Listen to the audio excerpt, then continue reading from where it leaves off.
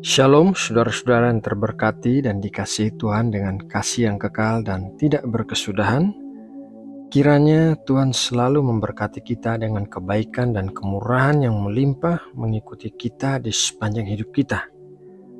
Baiklah saudaraku, mari kita berdoa sebelum mulai mendengarkan renungan firman Tuhan malam ini. Tuhan Allah kami, Allah yang kudus dan mulia, kami mengucap syukur karena hari ini telah berlalu dengan baik. Terima kasih karena kami percaya Engkau selalu menyertai kami dalam apapun situasi yang kami lalui. Bapa, malam ini mungkin ada beberapa di antara saudara-saudara kami yang sedang mengalami sakit dan pergumulan dalam masalah-masalah yang berat. Ya Tuhan, kami percaya Engkau Allah yang Maha Kuasa dan tidak ada perkara yang mustahil bagimu.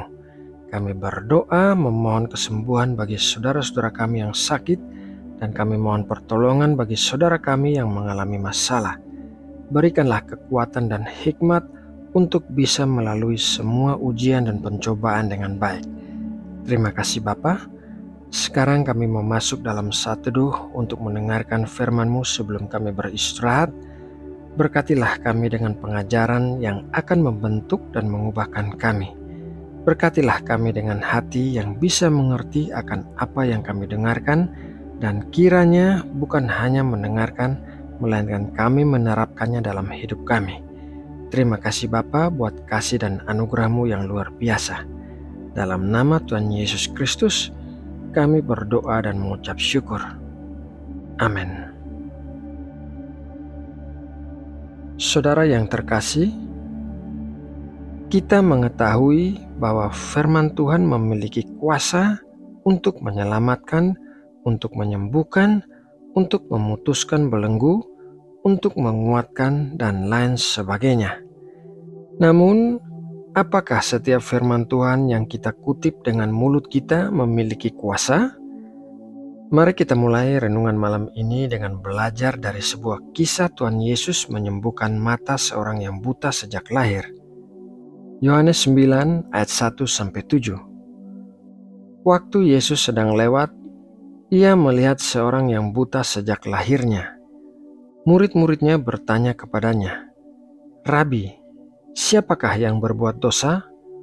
Orang ini sendiri atau orang tuanya sehingga ia dilahirkan buta?" Jawab Yesus, "Bukan dia dan bukan juga orang tuanya, tetapi karena pekerjaan-pekerjaan Allah harus dinyatakan di dalam dia. Kita harus mengerjakan pekerjaan Dia yang mengutus aku selama masih siang. Akan datang malam di mana tidak ada seorang pun yang dapat bekerja. Selama aku di dalam dunia, akulah terang dunia." Setelah Ia mengatakan semuanya itu, Ia meludah ke tanah dan mengaduk ludahnya itu dengan tanah, lalu mengoleskannya pada mata orang buta tadi dan berkata kepadanya, "Pergilah, basuhlah dirimu dalam kolam Siloam." Siloam artinya yang diutus. Maka pergilah orang itu, ia membasuh dirinya, lalu kembali dengan matanya sudah melek. Dalam kisah kesembuhan itu, perhatikanlah beberapa hal berikut ini.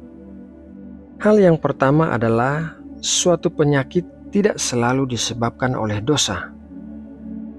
Sudah menjadi pemikiran umum di kalangan orang-orang Yahudi saat itu bahwa apabila ada seseorang menderita sakit atau cacat, maka artinya orang itu atau orang tuanya telah melakukan dosa. Itulah sebabnya murid-murid bertanya kepada Tuhan Yesus. Jawaban Tuhan Yesus memberikan terobosan baru bagi cara berpikir murid-muridnya, yaitu bukan dosa orang itu atau dosa orang tuanya yang menyebabkan ia buta sejak lahir, melainkan karena pekerjaan Allah harus dinyatakan melalui orang buta itu. Kita harus mengingat pelajaran yang diberikan Tuhan Yesus ini agar kita tidak mudah menghakimi orang-orang yang sedang sakit atau mengalami cacat. Hal yang kedua adalah cara penyembuhan yang tidak umum. Tuhan Yesus meludah ke tanah, mengaduknya dan mengoleskannya ke mata orang buta itu. Ini adalah sebuah metode pengobatan yang akan membuat dokter-dokter zaman ini terbelalak karena ludah bercampur tanah bisa dipastikan bukanlah merupakan obat yang bersih untuk dioleskan ke mata yang buta. Hal ini berbicara bahwa Tuhan bisa melakukan mujizat-mujizat dengan cara yang tidak bisa kita duga, sehingga akan mengejutkan cara berpikir kita yang terbatas. Kita harus terbuka dengan cara-cara yang Tuhan pakai untuk mengadakan mujizat bagi kita. Misalnya saja, Tuhan bisa memakai orang-orang yang tidak kita duga akan menolong kita dalam kesulitan keuangan kita, atau Tuhan bisa memakai orang-orang yang tidak kita kenal untuk memberkati kita, baik secara jasmani maupun rohani. Hal yang ketiga adalah firman yang berkuasa. Saat Tuhan Yesus mengoleskan adukan tanah bercampur ludahnya dan menyuruh orang buta itu untuk pergi dan membasuh diri di kolam Siloam, kesembuhan belum terjadi. Kesembuhan baru terjadi sesudah ia membasuh dirinya di kolam Siloam.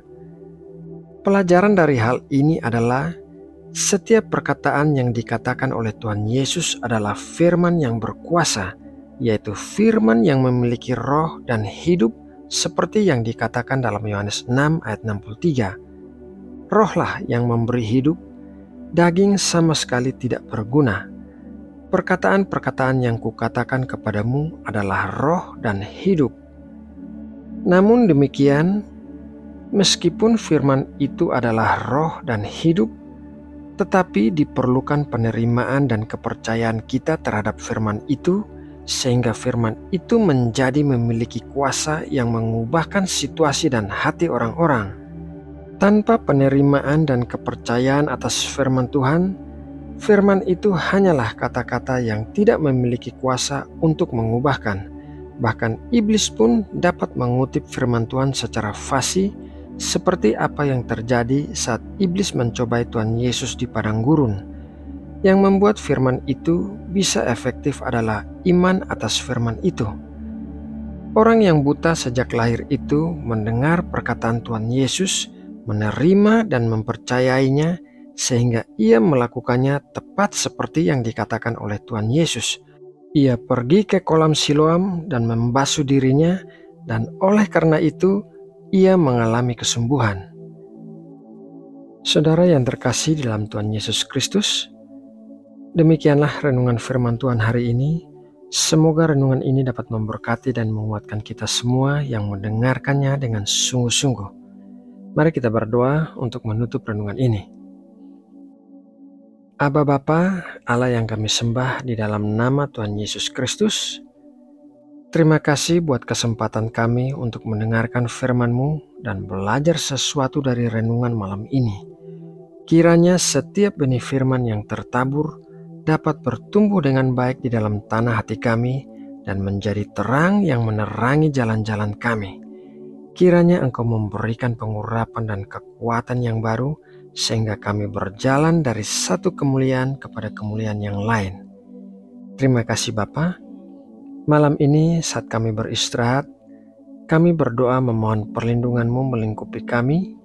Kami memohon malaikat-malaikat-Mu berkemah di sekeliling kami dan menjauhkan kami dari segala sesuatu yang jahat.